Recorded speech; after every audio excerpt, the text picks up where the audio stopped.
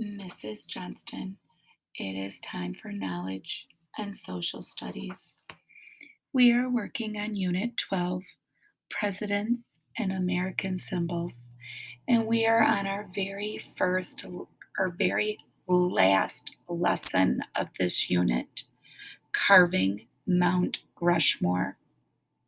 But let's review what we have learned in our stories we've heard so far. Which five United States presidents have you learned about?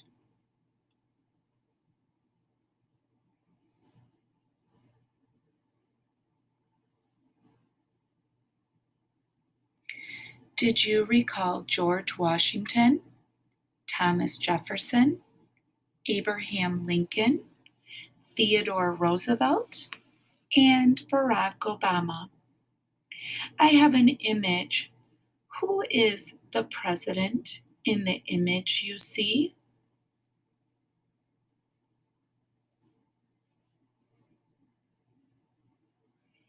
George Washington. Can you tell me what details you remember of George Washington's life?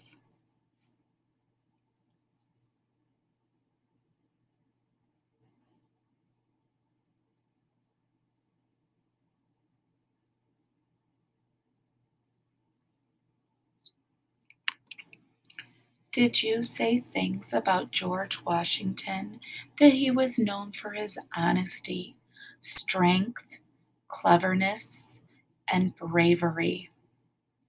That he was the general of an army.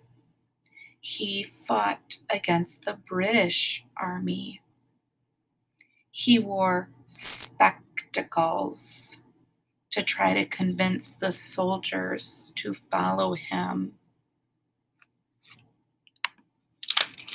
How about this image? Which president is this?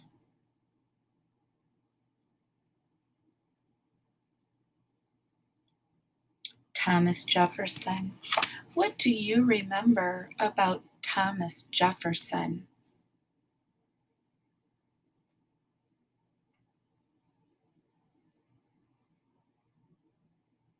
Did you say some things like Thomas Jefferson was one of the founding fathers? That he was tall, young, shy, and liked to write? He was the primary author of the Declaration of Independence and helped decide how the country should be ran. How about this image? Which president is this?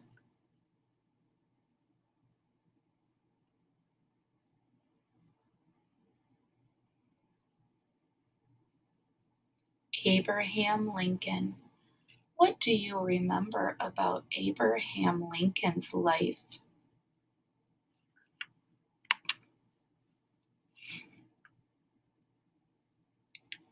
Did you remember that Abraham Lincoln was president during the U.S. Civil War?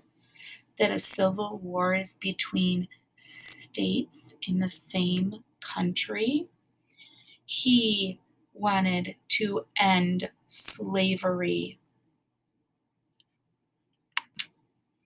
How about in this image? Which president is this?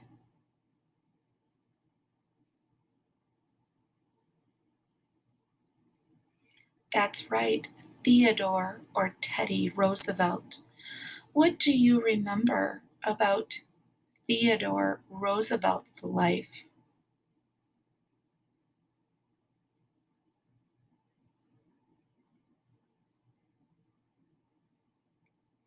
Did you remember and say things like he liked the outdoors? He liked to hunt, fish, and learned about wildlife. And those events that in his childhood helped to create who he was as an adult. Watching Lincoln's funeral train wanted showed him ways that he wanted to help people. He strengthened his body and his mind. That he came from a poor family, but worked hard, was a good leader, and an honest man. He did not set out to become president. He was actually vice president when President McKinley died, and it was President McKinley's death that put Roosevelt in that president seat. And lastly, who is the president in this image? That's right, this was President Barack Obama. What do you remember about his life?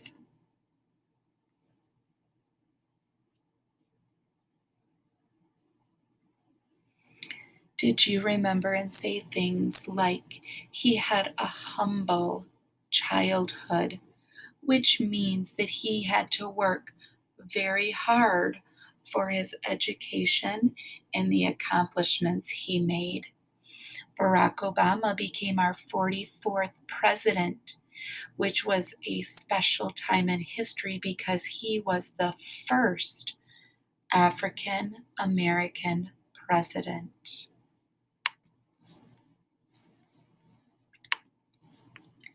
Next, we are going to look at this image. Do any of you know what this image is?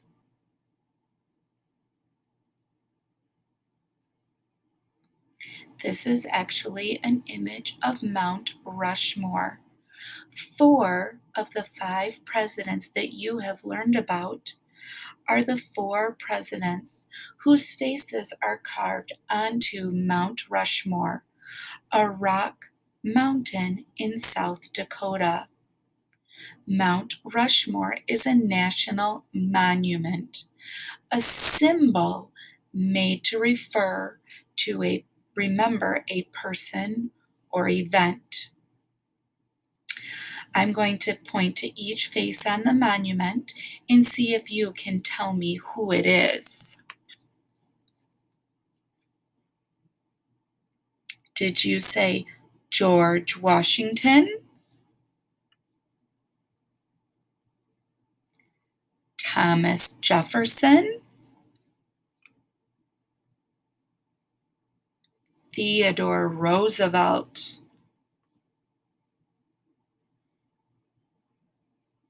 Abraham Lincoln? The 5th president that you learned about, President Obama, is not represented on Mount Rushmore.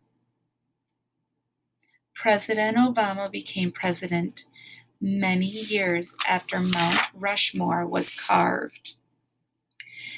Listen to today's read aloud, and you will hear more about the making of Mount Rushmore. Listen carefully for details about how Mount Rushmore was created and who was involved.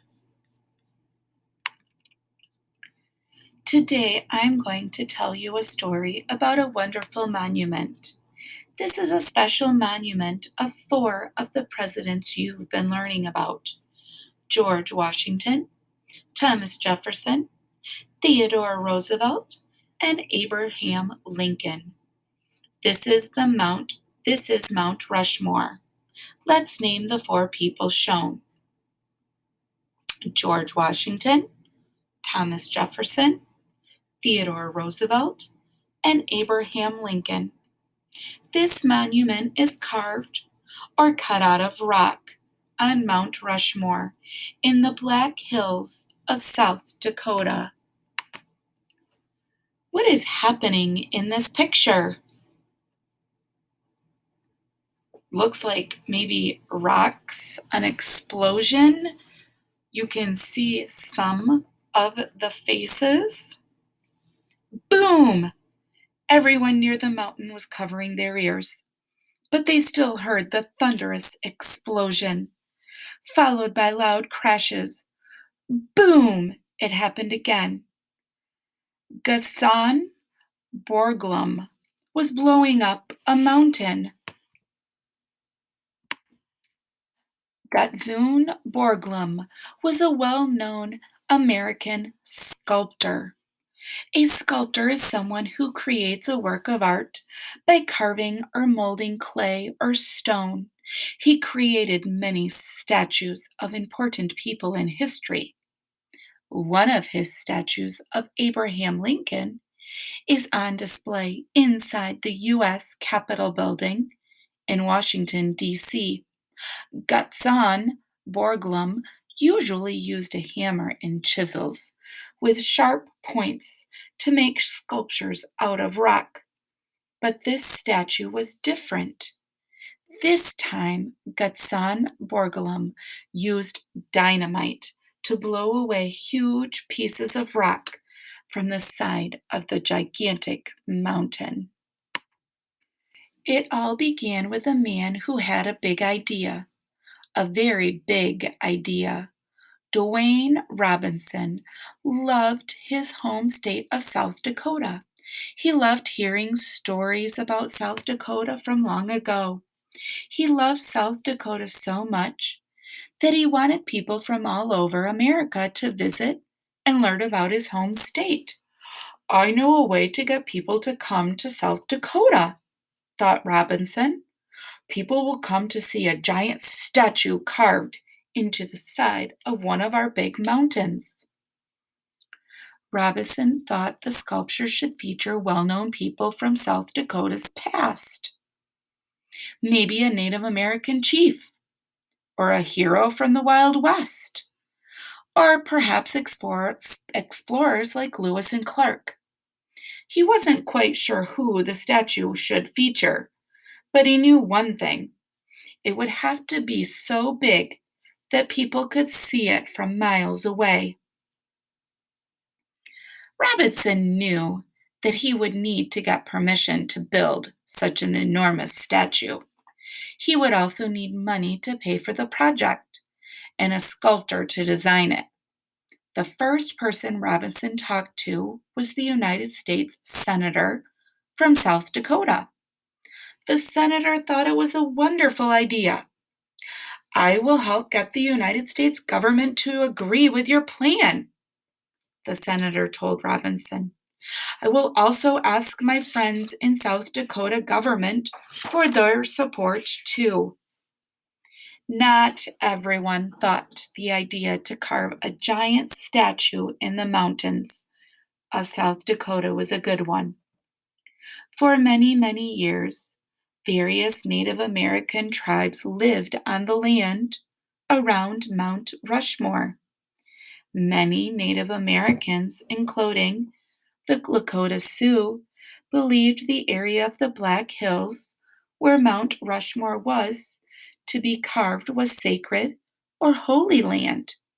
They did not think it was right that their sacred land was first taken away from them years earlier, and now they did not believe that a statue should be carved into the mountains. Despite the Native Americans' objections, Robinson and the senator moved forward with their plan to find a sculptor. That means the Native Americans did not want them to carve the mountain, but they did it anyway. They found the perfect man for the job, Gutzon Borglum. Gutzon Borglum came to South Dakota to see the mountains for himself. He liked the idea of carving a huge statue into the Black Hills, but he believed this project should be even bigger than Robinson and the senator first imagined. To attract people from all over America, said the sculptor, we should carve statues of people who are familiar across the country, not just well known in South Dakota.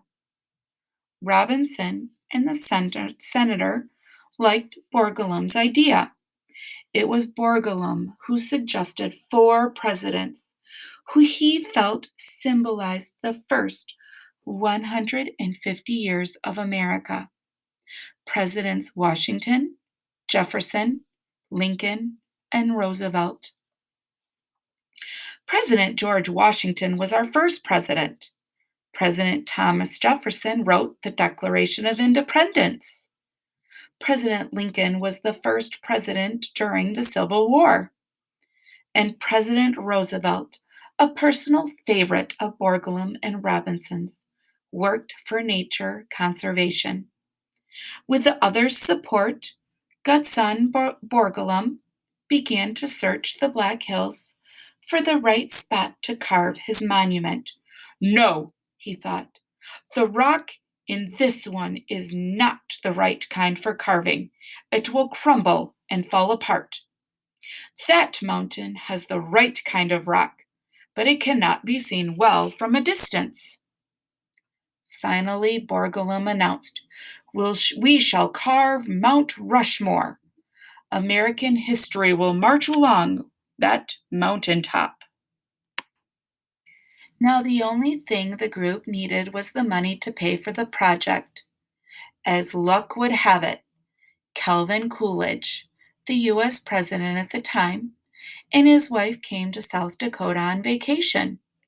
To make sure that President and Mrs. Coolidge enjoyed their visit, the senator and his friends secretly moved extra fish into the stream outside the Coolidge's vacation cabin. They hoped the president would catch lots of fish and would want to stay in South Dakota longer. It worked! While he was there, Gaston Borglum and Dwayne Robinson went to ask the president to help raise money for the project. President Coolidge liked the idea too. He gave a speech about their plan so people from all across the country would read about it and send money to help. Finally, Gaston Borglum could begin carving the mountainside's monument. This carving was too big to create with a hammer and a chisel, the way Borglum sculpted other statues. Hammers and chisels are tools that a sculptor uses. Some of the chunks of rock he wanted to cut away from the mountainside were as big and heavy as a truck. He would have to blow them away with dynamite. Gaston Borglum had about 400 people helping him. Many had worked in mines and knew about cutting rock. People in mines dig into the ground to find coal and minerals. In order to dig through the ground, they needed to cut through rock. Others used dynamite to blow open holes for mines.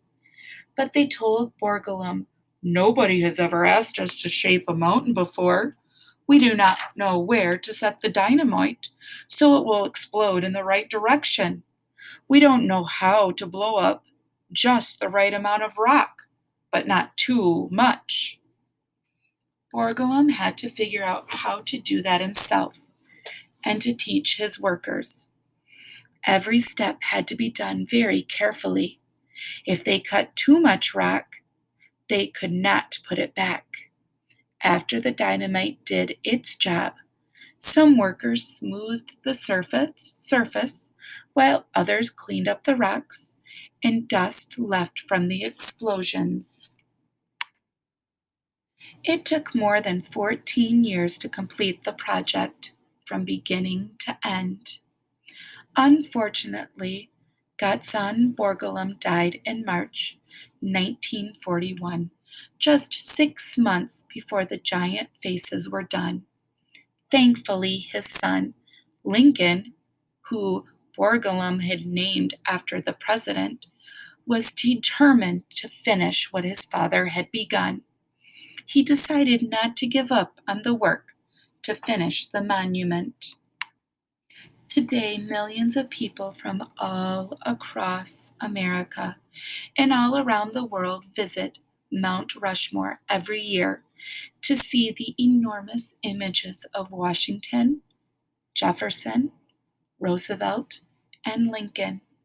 The carved faces sit 500 feet above the ground and measure 60 feet long.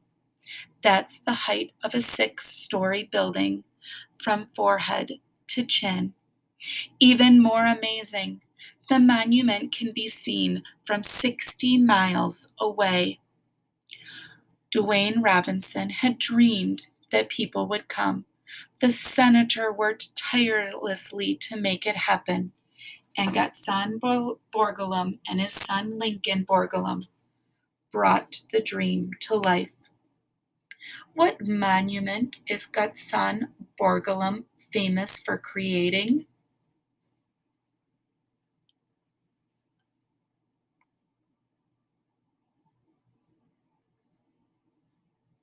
Mount Rushmore. What was Borglum's job?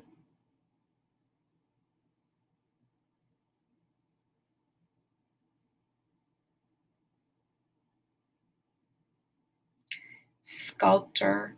Where is Mount Rushmore?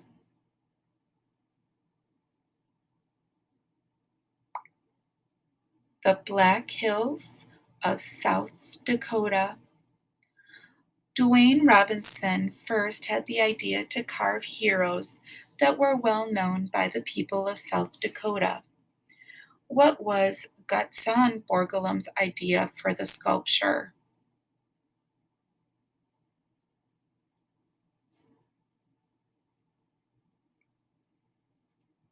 He thought that they should carve statues of people who were familiar across the country, not just well known in South Dakota. He thought they should carve the four presidents to represent the first 150 years of the country. Which four presidents were chosen to be on Mount Rushmore?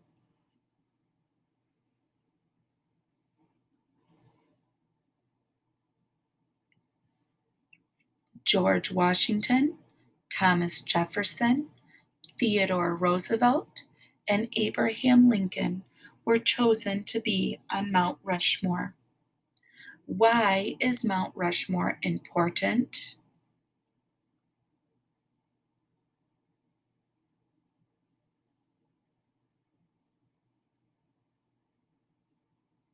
Mount Rushmore is important because it is a national monument. It is a symbol of the presidents and what they accomplished during the first 150 years of the country. Which group of people did not like the idea to carve Mount Rushmore because the land was sacred or holy to them?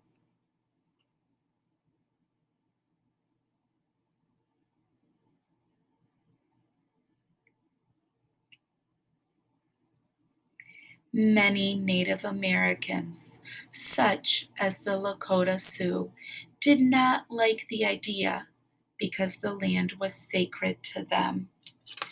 Mrs. Johnston hopes you enjoyed hearing our very last story, Carving Mount Rushmore.